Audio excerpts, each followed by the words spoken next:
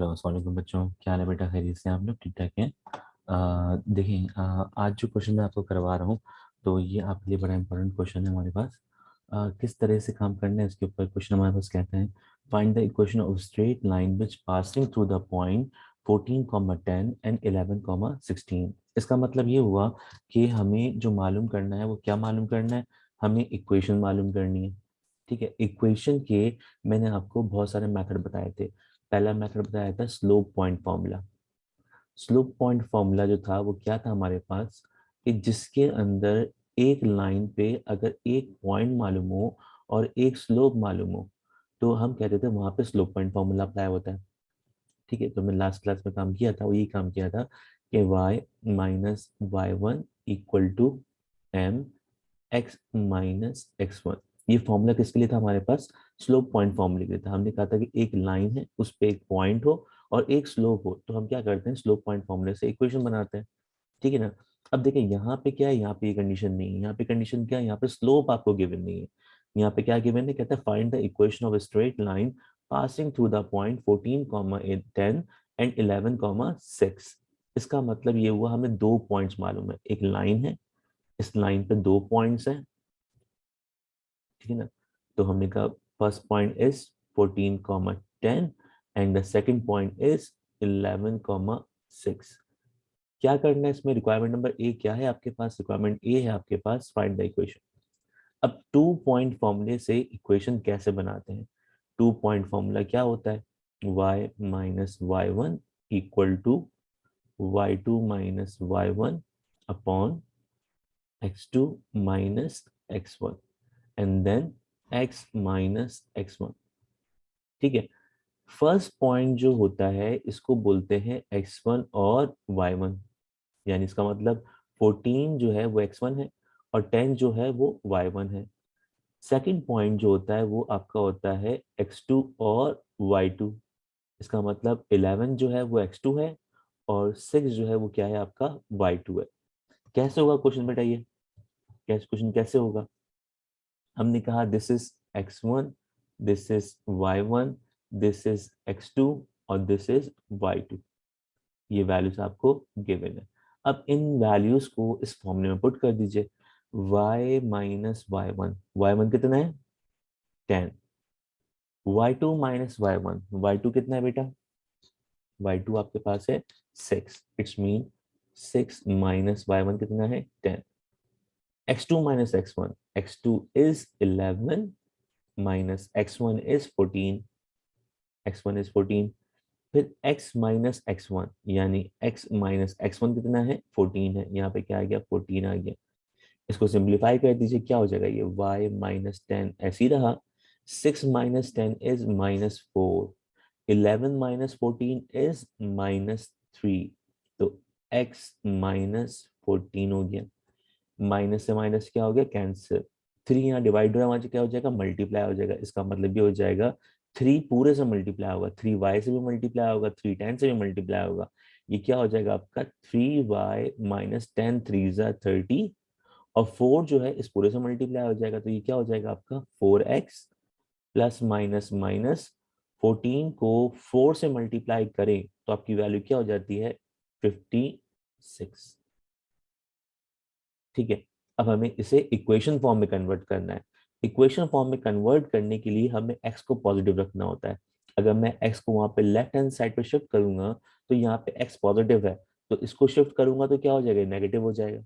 इसका मतलब ये हो गया कि अगर x पॉजिटिव है तो x मूव नहीं होगा, y मूव होगा। अब y मूव होने के लिए क्या है? y लेफ्ट हैंड साइड पे, राइट हैंड साइड पे आ जाएगा। इसका मतलब ये हो जाएगा 4x - 56। तो ऐसे ही रहा, ये प्लस का 3y वहां जाएगा, क्या हो जाएगा? माइनस का 3y हो जाएगा। माइनस का 30 वहां जाएगा, क्या हो जाएगा? प्लस का 30 हो जाएगा। इसका मतलब यहाँ क्या बचा? 0। या तो कुछ भी नहीं बचा। ठीक है ना? x अगर पॉजिटिव है तो x मूव नहीं होगा, y मूव होगा फ्रॉम लेफ्ट टू राइट। लेकिन अगर x नेगेटिव होता तो फिर हम x की वैल्यू को लेफ्ट हैंड साइड पे मूव कर देते। ठीक है ना? अगर x नेगेटिव होता तो हम क्या करते? इसको लेफ्ट हैंड साइड पे मूव कर देते। यहाँ तक क्लियर बेटा? अब क्या करें? इसको सिंप्लीफाई कर दें। क्या है? 4x। अब इसको सिंप्लीफाई करो तो यहाँ पे क्या हो जाएगा? अरेंज करते हैं इसको। सबसे पहले 4x लिखा, x की टर्म लिखी, फिर y की टर्म क्या है माइनस का 3y, और फिर plus minus minus, -56 plus 30 is -26 equal to 0। ये क्या बन गई, आपकी इक्वेशन बन गई, ये आपकी इक्वेशन बन गई। तो इसकी फर्स्ट रिक्वायरमेंट में क्या कहता है, find the equation of straight line passing through the point 14, 10 and 11, 6। आपने क्या किया है, तमाम वैल्यूज जो है वो इस 2 पॉइंट फॉर्मूले में पुट कर दी और आपने क्या कर दिया, इसका आंसर निकाल दिया। अब क्या कहता है क्वेश्चन में, कहता है find the Y intercept and the slope of the above equation. अगर इस तरह का क्वेश्चन है, ठीक है ना, तो इसको दो तरीकों से काम कर सकते हैं। एक तो स्लोप निकालने का तरीका बताया था मैंने आपको, 2 पॉइंट से अगर स्लोप निकालना हो तो फॉर्मूला आपको मैंने बताया था y2 minus y1 divide by x2 minus x1। आप उस फॉर्मूले से भी स्लोप निकाल सकते हैं, ठीक है ना। और फाइंड y इंटरसेप्ट, तो y इंटरसेप्ट कैलकुलेट करने के लिए यहाँ पे x की वैल्यू को 0 पुट कर देंगे। क्यों 0 पुट करेंगे, क्योंकि आपका x एक्सिस पे y की वैल्यू क्या होती है, 0 होती है, और y एक्सिस पे x की वैल्यू क्या होती है, 0 होती है। y एक्सिस पे x की वैल्यू 0 होती है, ठीक है, तो बात फिक्स है ये। तो इसीलिए जब भी हम एक्स इंटरसेप्ट की बात करते हैं तो इंटरसेप्ट का मतलब ये होता है कि लाइन जो है वो एक्सिस को कट कर रही है। अगर एक्स इंटरसेप्ट है तो एक्स इंटरसेप्ट पे एक्स की कोई ना कोई वैल्यू होगी, लेकिन वाई क्या होगा, 0 होगा।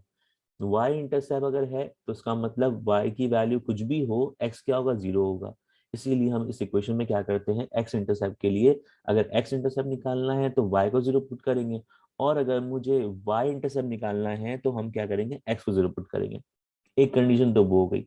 एक और टेक्निक आपको बता रहा हूँ, वो टेक्निक क्या है बेटा, इस इक्वेशन से y को अलग कर दें, इस इक्वेशन से y को अलग कर दें। ये माइनस का 3y वहां जाएगा क्या हो जाएगा, प्लस का हो जाएगा। तो मुझे बताइए क्या मैं लिख सकता हूँ 3y, ये या माइनस में वहां जाएगा क्या हो गया, प्लस हो गया, लिखने का अंदाज में चेंज कर रहा हूँ। तो क्या बचेगा, 4x माइनस का 26, ठीक है। अब यहाँ पे इस कंडीशन में आपने क्या कर दिया, y को अलग कर दिया। अब ये अभी 3 जो है वो x y से क्या हो रहा है, मल्टीप्लाई, वहां जाके क्या हो जाएगा, डिवाइड हो जाएगा। इसका मतलब ये हो जाएगा y equal to 4x/3 -26 divide by 3। कोई वैल्यू कैंसिल हो रही है, कोई वैल्यू कैंसिल नहीं हो रही। एक फॉर्मूला था y is equal to mx plus B, ये फॉर्मूला था स्लोप इंटरसेप्ट फॉर्मूला। ये फॉर्मूला था आपके पास स्लोप इंटरसेप्ट फॉर्मूला, ठीक है ना। अब स्लोप इंटरसेप्ट फॉर्मूला क्या होता है, y equal to M X plus B. मैंने इसको इस फॉर्म में कन्वर्ट कर दिया।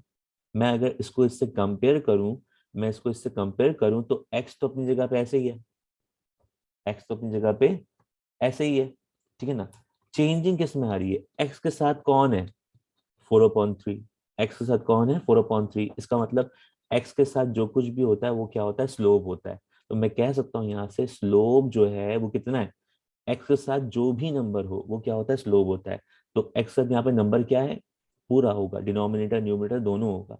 इसका मतलब y की वैल्यू कितनी हो, एक्स की m की वैल्यू कितनी होगी, स्लोप कितना हो गया, 4/3। जबकि यहाँ पे क्या है, प्लस, और यहाँ पे क्या है, माइनस। बी की जगह पे क्या लिखा हुआ है, ये पूरा लिखा हुआ है ना, बी की जगह पे पूरा लिखा हुआ है। इसका मतलब बी कहलाता है वाई इंटरसेप्ट। बी क्या कहलाता है, वाई इंटरसेप्ट। और वाई इंटरसेप्ट आपको कितना दिया हुआ है, -26 डिवाइड बाय 3, -26 डिवाइड बाय 3। तो इसका मतलब ये हुआ कि अगर मुझे इस तरह का क्वेश्चन दिया जाए कि पहले मुझसे इक्वेशन मालूम करने के लिए कहे, फिर मुझसे कहे find y intercept and slope of the above equation, तो मैं क्या करूंगा, पहले मैं इक्वेशन बना दूंगा। मैंने इक्वेशन बना दी, इक्वेशन बनाने के बाद मैंने क्या किया, y को अलग कर दिया। y को अलग करने के बाद मैंने देखा x के साथ जो कुछ भी है वो पूरा क्या है, वो पूरा स्लोप है, वो m है। तो m की जगह पे यहाँ पे क्या लिखा हुआ है, 4/3, कंपेयरिंग ऑफ दिस फॉर्मूला, ठीक है ना। तो m की वैल्यू क्या हो गई, 4/3। और अगर मैं बात करूं किसके लिए, y इंटरसेप्ट के लिए, तो y इंटरसेप्ट शो करता है किसको, b को। y इंटरसेप्ट शो होता है b से। तो b की जगह पे यहाँ पे क्या लिखा हुआ है, -26/3, तो इसका मतलब y इंटरसेप्ट जो हो गया वो क्या हो गया, -26/3। इसका मतलब ये हो गया दिस इज स्लोप और this is y intercept of the line. ठीक है, तो ये क्वेश्चन आपका क्या हो गया, कंप्लीट हो गया इस क्वेश्चन के हिसाब से। तो अगर मैं इसको प्रूफ करना चाहूँ तो मैं क्या कर सकता हूँ, इस इक्वेशन में y इंटरसेप्ट निकालने के लिए x को 0 पुट कर दूंगा, तो देखिएगा आपके पास क्या आ रहा होगा, -26/3 आ रहा होगा। और अगर मुझे स्लोप निकालना हो तो स्लोप इन दोनों पॉइंट्स को निकालूंगा, तो स्लोप इन दोनों को पॉइंट से क्या होगा, देखो मैं चेक करता हूँ। स्लोप का फॉर्मूला क्या था, y2 minus y1 upon x2 minus x1। तो y2 कितना है, 6 है, माइनस y1 कितना है, 10 है, और x2 कितना है, 11 है, और x1 कितना है, 4 है। तो चेक कीजिए क्या ये चीज यहाँ पे लिखी हुई है, 6 - 10 11 - 14 सेम चीज है ना। इस पूरे को सिंप्लीफाई करके आंसर क्या आया, 4/3। तो देखो क्या ये 4/3 यहाँ पर है, बिल्कुल है। तो इसका मतलब ये हो गया कि स्लोप को अगर मैं इन पॉइंट से भी निकालूं तो भी आंसर क्या आएगा, 4/3 आएगा। ठीक है ना। तो इस क्वेश्चन को मैंने आपको 2-3 तरीकों से बता दिया कि ये क्वेश्चन कैसे होगा। ठीक है, तो इंशाल्लाह इस वीडियो को देखिएगा, आपके लिए बहुत हेल्पफुल वीडियो होगी ये। इसके अंदर आप 2 पॉइंट फॉर्मूले को यूज करना सीखेंगे कि 2 पॉइंट फॉर्मूले के अंदर आप क्या क्या चीजें निकाल सकते हैं और किस किस तरीके से क्वेश्चन आपके पास आ सकता है। मुझे अपना फीडबैक जरूर दीजिएगा इस वीडियो के हिसाब से। तो अपना बहुत ज़्यादा ख्याल रखिए, टेक केयर, अल्लाह हाफिज़ बेटा।